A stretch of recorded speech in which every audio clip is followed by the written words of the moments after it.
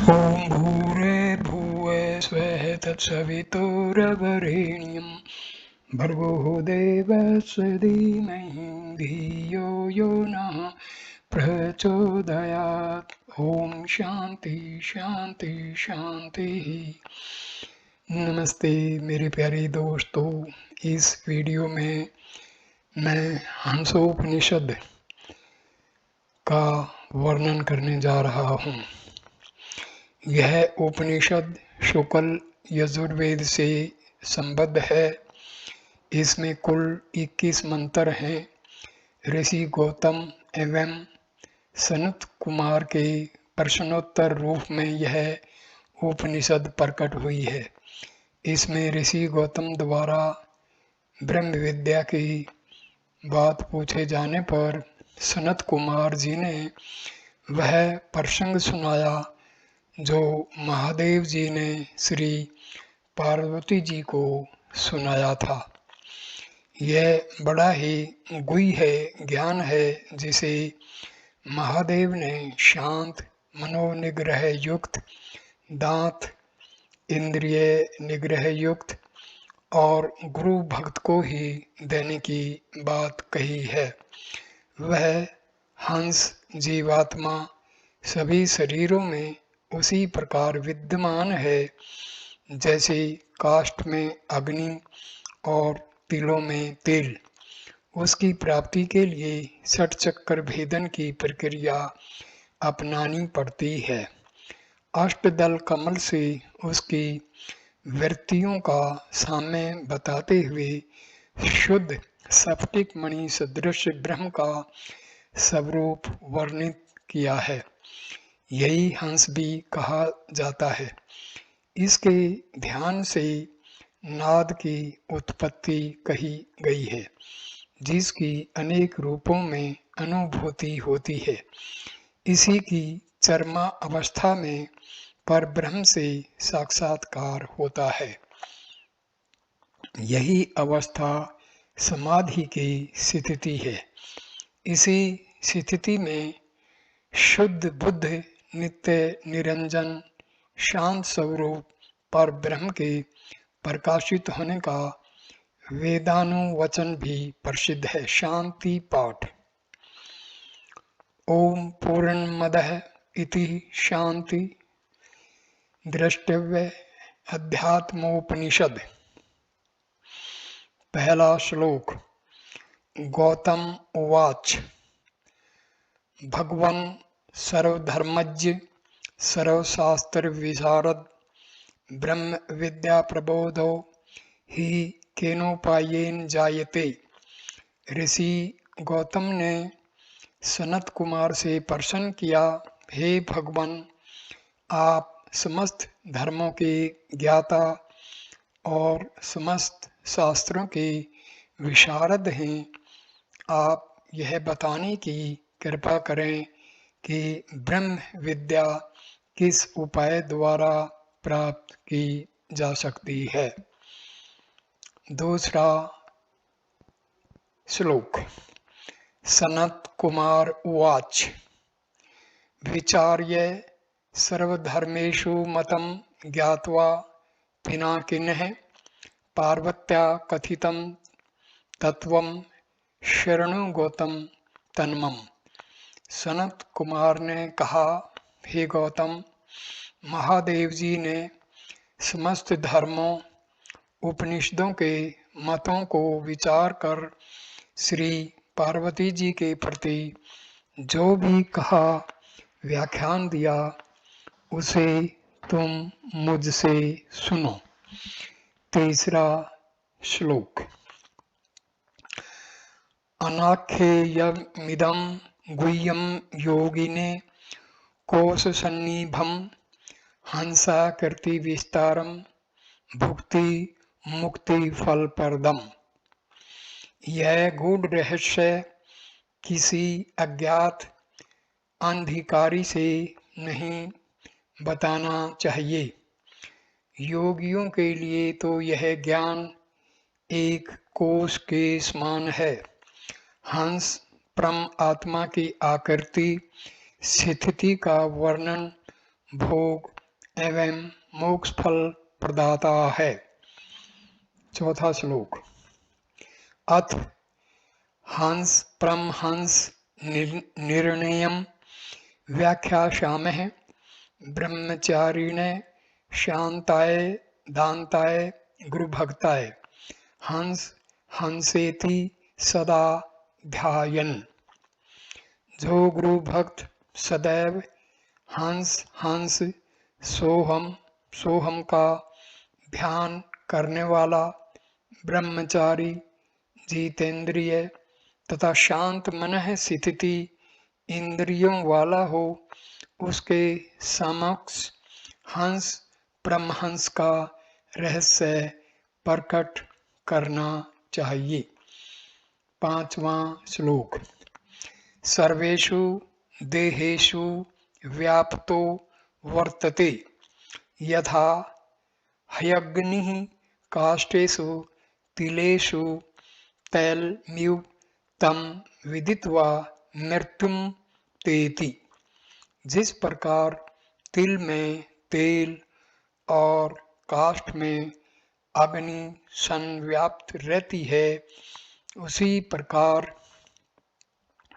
समस्त शरीरों में व्याप्त होकर यह जीव हंस हंस इस प्रकार जप करता रहता है। इसे जानने के पश्चात जीव मृत्यु से परे हो जाता है। छठा श्लोक। गुदम वष्टधारा दवायो मुत्थाप्य स्वाधिष्ठानम त्रिः प्रदक्षिणीकृतः मणिपूरकं गत्वा अनाहतमतिकर्म्य विशुद्धौ प्राणिरुद्ध्या मनुध्यान ब्रह्मरन्ध्रं ध्यायन् त्रिमात्रो हमित्येव सर्वदा पश्यतन्कारश्च भवति। हंस ज्ञान का उपाय। सर्वप्रथम गुदा को खींचकर आधार चक्कर से वायु को ऊपर उठा करके स्वाधिष्ठान चक्कर की 3 प्रदक्षिणाएं करे। तदुपरांत मणिपूरक चक्कर में प्रवेश करके अनाहत चक्कर का अतिक्रमण करे। इसके पश्चात विशुद्ध चक्कर में प्राणों को निरुद्ध करके आज्ञा चक्कर का ध्यान करे। फिर ब्रह्मरंध्र का ध्यान करना चाहिए। इस प्रकार ध्यान करते हुए कि मैं त्रिमात्र आत्मा हूँ, योगी सर्वदा अनाकार ब्रह्म को देखता हुआ अनाकारवत हो जाता है, अर्थात तुर्या अवस्था को प्राप्त हो जाता है। सातवां मंत्र। एसो सो परमहंसो भानुकोटि प्रतीक्षो येनेदं सर्वव्याप्तम्।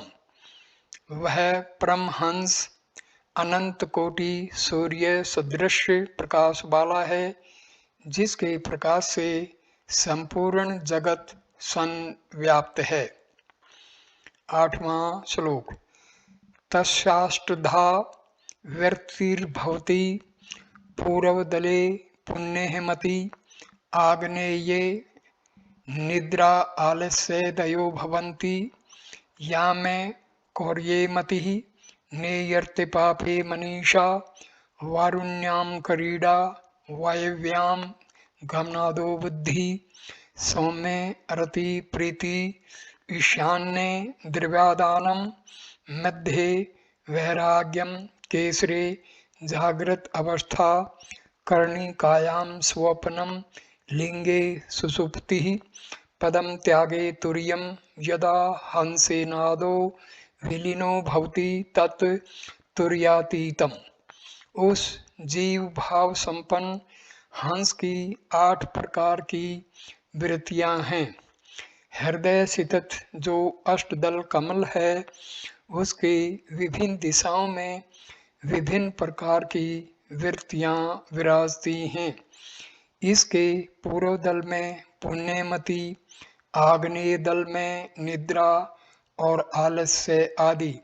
दक्षिण दल में क्रूरमति, नैऋत्य दल में पाप बुद्धि, पश्चिम दल में क्रीडावृत्ति, वायव्य दल में गमन करने की बुद्धि, उत्तर दल में आत्मा के प्रति प्रीति, ईशान दल में द्रव्यदान की वृत्ति, मध्य दल में वैराग्य की वृत्ति, उस अष्ट दल कमल के केसर तंतु में जागृत अवस्था, कर्णिका में स्वप्नावस्था, लिंग में सुषुप्तावस्था होती है। जब वह हंस जीव उस पदम का परित्याग कर देता है तब तुर्यावस्था को प्राप्त होता है। जब नाद उस हंस में विलीन हो जाता है तब तुर्यातीत स्थिति को प्राप्त होता है। 9वां श्लोक। अथो नाद आधार ब्रह्मरंध्र पर्यंतम शुद्ध स्फटिक कंस काशः स वै ब्रह्म परमात्म तुच्यते। इस प्रकार मूलाधार से लेकर ब्रह्मरंध्र तक जो नाद विद्यमान है वह शुद्ध स्फटिक मणि सदृश ब्रह्म है, उसी को परमात्मा कहते हैं। 10वां श्लोक। अथ हंस ऋषि अव्यक्त गायत्री छंदः परमहंसो देवता हैमिति बीजम स इति शक्ति सो अहमिति कीलकम। इस प्रकार इस अजपा मंत्र का ऋषि हंस प्रत्यगात्मा है, अव्यक्त गायत्री छंद है और देवता परमहंस परमात्मा है। हम बीज और सह शक्ति सो हम कीलक है। 11वां 12वां और 13वां श्लोक। षट संख्या अहोरात्र्योर्केश विंशति सहस्राणि षट सत्यानि अधिकानि भवन्ति सूर्याय सोमाय निरंजनाय निराभासयातनानुभुसूक्ष्म प्रचोदयात् अदिति अग्नि सोमाभ्या वोषट हृदयंगम न्यास कर्ण्यासो भवति। एवं कृत्वा हृदये षट्दले हंसा आत्मनं ध्यायेत्। इस प्रकार इन षट सांख्यियों द्वारा एक अहोरात्र अर्थात 24 घंटों में 21,600 श्वास लिए जाते हैं, अथवा गणेश आदि 6 देवताओं द्वारा दिन रात में 21,600 बार सोहम मंत्र का जप किया जाता है। सूर्याय सोमाय निरंजनाय निराभासाय अतनु सूक्ष्म प्रचोदयात् इति अग्नि सोमाभ्याम वोषट। इस मंत्र को जपते हुए हृदय आदि अंगन्यास तथा कारन्यास करे। तत्पश्चात हृदय स्थित अष्टदल कमल में हंस प्रत्यगात्मा का ध्यान करे। 14वां श्लोक। अग्नि सोमो पक्षावोकारः शिरः उकारो बिंदु स्त्रीनेत्रम मुखम रुद्रो रुद्राणि चरणो द्विविधम कंठतः कुर्यादित्यन अन्मना अजपो उपसंहारम इत्यभिधीयते। अग्नि और सोम उस हंस के पक्ष पंख हैं। ओंकार सिर, बिंदु सहित उकार हंस का तृतीय नेत्र है। मुख रुद्र है, दोनों चरण रुद्राणी हैं। इस प्रकार सगुण निर्गुण भेद से 2 प्रकार से कंठ से नाद करते हुए हंस रूप परमात्मा का ध्यान करना चाहिए। अतः नाद द्वारा ध्यान करने पर साधक को उन्मनी अवस्था प्राप्त हो जाती है। इस स्थिति को अजपोपसंहार कहते हैं। 15वां श्लोक। एवं हंस वशात् उन्मनो विचार्यते। समस्त भाव हंस के अधीन हो जाते हैं। अतः साधक मन में स्थित रहते हुए हंस का चिंतन करता है।